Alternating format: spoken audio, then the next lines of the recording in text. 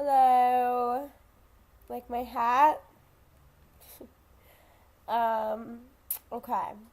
So, I'm sure some of you see me referencing us going into camp soon, which is extremely serious, by the way. Um, they always have places to put us if something happens, If something happens, like, for example, New Orleans, they had people in camps that were built on the military installations.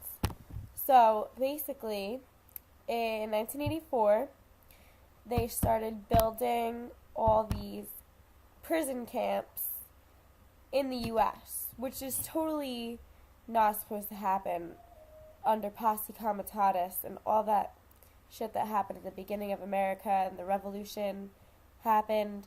They made these laws that, U.S. military couldn't be in U.S. soil because basically the government was just getting out of hand, trying to take shit over around the world, the way they would. And they made a number of different, including the Constitution and the Bill of Rights, other bills and laws were passed as well to prohibit the government from doing things that they damn well are not allowed to do. For one, is to have the military on U.S. grounds. So that's like how the Romans did it. They never let the military be inside the land either. It was, you know what I'm saying? It's all. So basically, where was I? In 1984, they started doing this under this. It was written by Colonel North. Okay. He wrote this scenario where there would be this black militant uprising. So there would be thousands and thousands of a black militia coming up and trying to, because of the way segregation was, racism and shit like that. I mean, segregation was over around that time, but they, they're all racist up there. So basically, they did this drill, this scenario. Oh, what would we do if this happened? Well, we'd have to lock everyone up. And that's when they started building the camps on the military installations. Now, it was all classified because the government has classified information. That's why certain governments in the world have disclosed UFO existence, whereas other governments have not disclosed that because that's classified. Now, in 2005, Clinton declassified the whole thing. He called it the Civilian Inmate Labor Program, wrote that shit up. It was already written, but, they have to have very convolutive writing. I think that's the word. It's tricky shit. It's real legal talk anyway, so you're already confused as fuck if you don't know the lingo. So anyway, then they doubled the amount because there had been 12 at the time, and then they built 12 more. And now there's one in every single state. In New Jersey, it's in Fort Dix. The one in Alaska can hold 2 million people. But these are the precautions that any government should take, no? Right? You know what I'm saying? This is FEMA, Federal Emergency Management. You know what I'm saying? So that's if an emergency happens and the government's trying to protect themselves and do what they gotta do for the people. You know what I mean? So when the shit goes down, I mean, it's not likely that they're gonna come out and just be fucking Nazis right to your face. It's gonna be for your own good type thing. Well, that's what the slaves say to the masters. That's what that's a whole other story. But basically, these camps had been activated on January 1st with the signing of the National Defense Authorization Act for the fiscal year of 2012. What is that?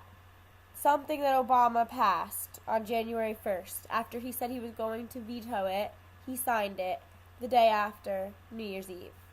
We were all hungover and sleeping. Anyway, what it is just like a rewrite of what Bush wrote. So that's what these presidents do. They take these bills and they revise them.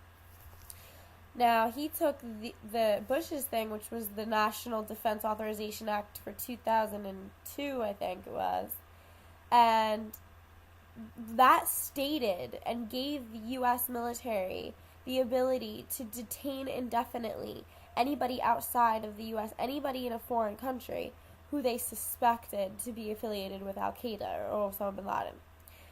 Now, there was a journalist from Britain who was detained in Guantanamo Bay for 6 years, tortured every single day, because when you're indefinitely detained, there's no procedures, there's no court, there's no trial, there's no nothing. You're going to get tortured and raped. So he was tortured every single day, and he said that they asked him when's the last time he saw Osama bin Laden, probably about 1,000 times, and he never saw Osama bin Laden. Then 6 years of that, they let him go. Did not even ask him his name one single time. Just walked away. He was free to go. No name, no fucking wristband, nothing. That's how it goes. So, that's what Bush did. He made it legal. He made it okay to do that. Now, Obama rewrote the shit for this country to be included. He said, right in sync with the Occupy Wall Street movements, which were, they had parents on the news on Fox saying, oh, my kids are trying to go to school with these terrorists. Meanwhile, all it is a bunch of liberal, kids, really, youth, the liberal youth, and just jumping up and down with signs and just doing little funny things sometimes they read chicks with their tits out with paint on them.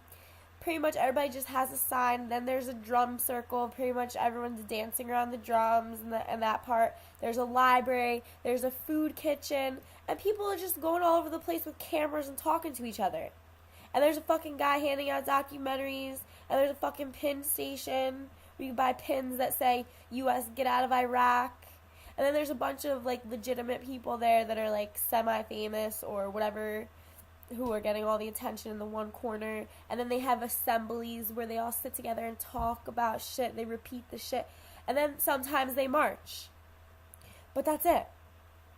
You know what I'm saying? That's what they... And then the one day, on the November 17th, they tried to shut down Wall Street by just flooding the streets, basically. But the cops took care of that. But either way, the reason why they started calling them terrorists on the news was because they wanted, they wanted people to start using that name for the protesters.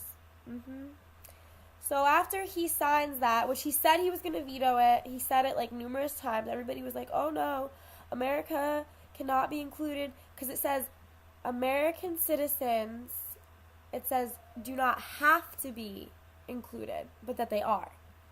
So basically, it's up to the discretion of the officer or whoever the military guy is. And it says, and it declares the U.S. a war zone. And in another section of the bill, which you can find on any federal government website, it's 94 pages, and it's really convoluted language. But on another page, it says, clear as day, it says that sodomy with animals is okay. That soldiers can commit sodomy, which means that they can have sex with animals, which is necessary to have in there for reasons that you probably don't know. But if you knew these things, then you'd know. Everything would make sense to you because you know. Now here's the next thing that makes sense to me because I know all of this. HR 347, last month. It's called the Restricted Grounds Improvement Act. Okay? There's 400 members of Congress. My video's about to run out of time. Here, let me stop. Here, I'll start another one. Hold on.